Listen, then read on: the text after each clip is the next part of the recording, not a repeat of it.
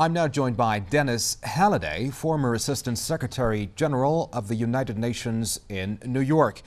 Mr. Halliday, welcome to the program. The United States has dropped its earlier precondition for starting talks over Iran's nuclear program. What is the significance of this apparent shift in policy? Well, I must say my initial reaction is just to be stunned by the arrogance of the American position endorsed by the Security Council, it seems.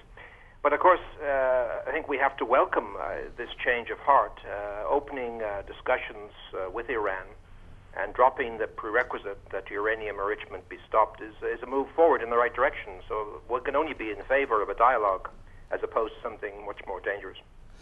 Doesn't this seem like politicking on the part of the Americans? I mean, we're dealing with an outgoing administration desperately needing to show its foreign policy has worked. Well, I think we need to be happy that the Americans, the outgoing administration, as you call it, is willing to go public with a development which is peaceful and not aggressive.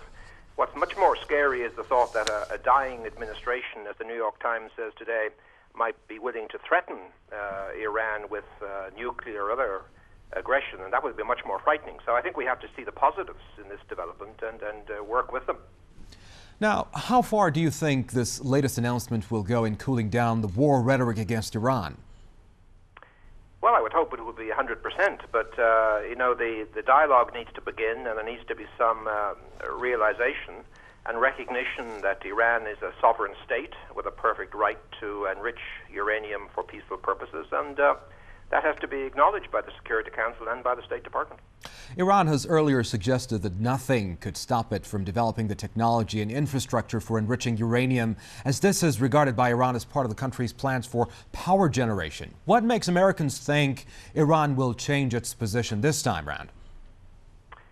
Yeah, I have no idea, because I share the Iranian view. This is absolutely a right of any sovereign country to look forward beyond oil revenues and beyond oil availability, and to have nuclear power. It's just obviously fundamental given the state of the world and the oil resources. So I don't know what the Americans think they're up to, but it's an extraordinary interference by the EU, by the Security Council, by the United States in Iran's domestic affairs.